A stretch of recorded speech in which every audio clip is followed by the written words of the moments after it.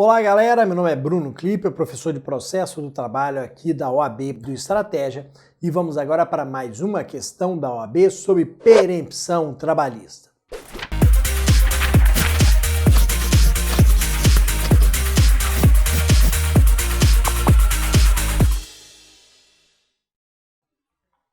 Nesse vídeo nós vamos falar sobre a perempção trabalhista, os seus efeitos e as suas hipóteses, quando surge a perempção no processo do trabalho. Nós temos dois artigos aqui que são fundamentais para responder as questões. Vamos a eles. Nós temos os artigos 731 e 732 da CLT. Eles trazem as hipóteses de perempção trabalhista, em que situações nós temos a perempção. Mas primeiro nós temos que lembrar o que é a perempção. O que é perempção trabalhista? Primeiro, é uma pena que será aplicada ao reclamante. Mas por que ele está sendo apenado? Porque ele foi à Justiça do Trabalho e não realizou alguns atos processuais da forma como foram descritos pelo legislador. Ou seja, o reclamante se utilizou equivocadamente da ação trabalhista, não realizou alguns atos que nós vamos ver daqui a pouquinho de acordo com a CLT, de acordo com aqueles artigos da CLT. Então é uma pena que será aplicada ao reclamante, retirando dele provisoriamente o direito de ação. O que significa retirar provisoriamente o direito de ação desse reclamante? Eu impeço dele retornar ao Poder Judiciário, eu impeço de ajuizar novamente a ação trabalhista. Essa perempção no processo do trabalho, diferentemente do processo civil, ela é provisória. Nós temos uma perempção provisória de 6 meses.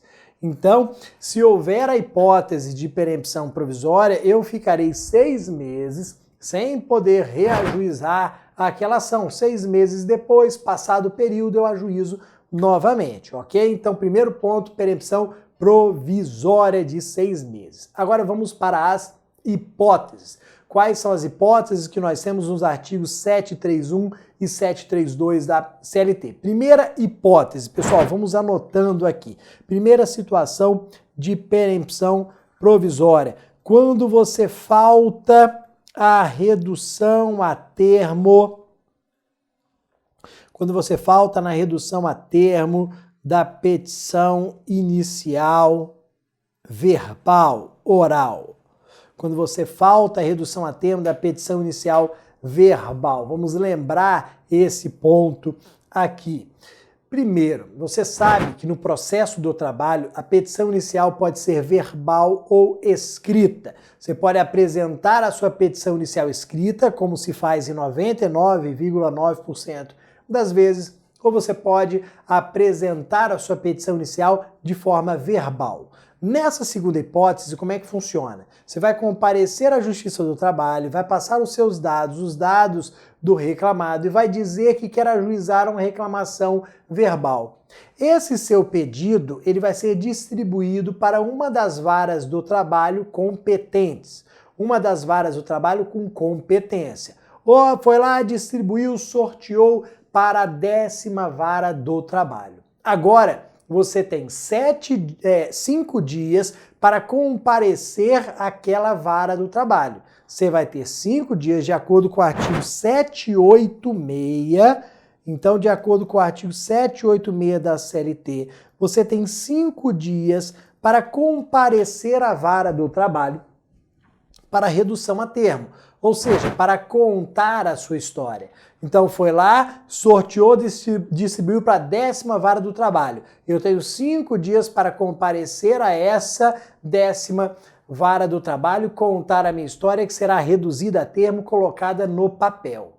Se você faltar a essa redução a termo, se você não comparecer no prazo de 5 dias, você não tem nenhuma justificativa, você simplesmente não compareceu, simplesmente esqueceu.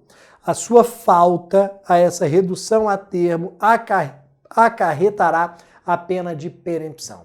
Você ficará 6 meses sem poder ajuizar a sua ação trabalhista. Uma vez só, faltou uma única vez, perempção. Essa é a primeira hipótese que nós temos quando eu falto a redução a termo da minha petição inicial verbal. Faltou uma única vez, já era, ok? Perempção de 6 meses. Agora, nós vamos para a segunda hipótese de perempção, e aí depois vamos passar para a nossa questão. A segunda hipótese de perempção, falta a audiência. Falta a audiência 2 vezes. Vamos entender aqui essa falta a audiência 2 vezes. Imaginemos o seguinte: eu fui lá, ajuizei uma reclamação trabalhista em face do meu ex-empregador. No dia da audiência, faltei. Quando o reclamante falta a audiência, o que acontece? O processo é arquivado, é extinto sem resolução do mérito, ele é arquivado, ok? Aconteceu comigo. Faltei a primeira audiência, arquivou o processo, tchau, extinguiu sem resolução do mérito. Posso ajuizar essa ação novamente? Posso. Ajuizei novamente. Faltei a audiência desse segundo processo. Ele foi arquivado de novo, foi extinto de novo.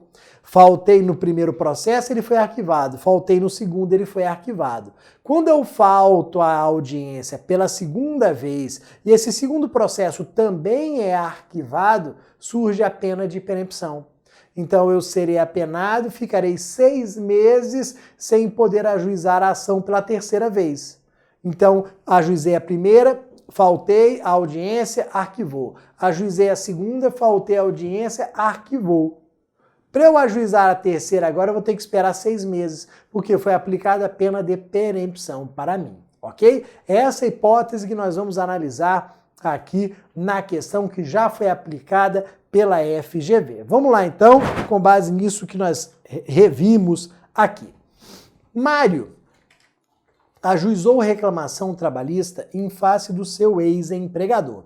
No dia da audiência, não compareceu, razão pela qual o processo foi arquivado. Beleza, vamos ver o que aconteceu.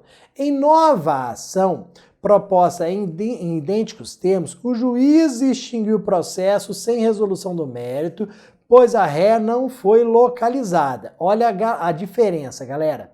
Esse primeiro foi extinto sem resolução do mérito. Foi arquivado pela ausência, ok?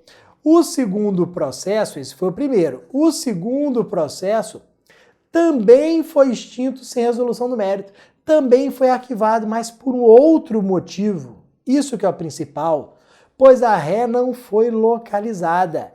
E aí, houve perempção? Os 2 processos, eles foram extintos sem resolução do mérito. Houve perempção? Não. Porque o segundo processo foi arquivado, foi extinto sem resolução do mérito por um outro motivo. Não foi pela falta de audiência.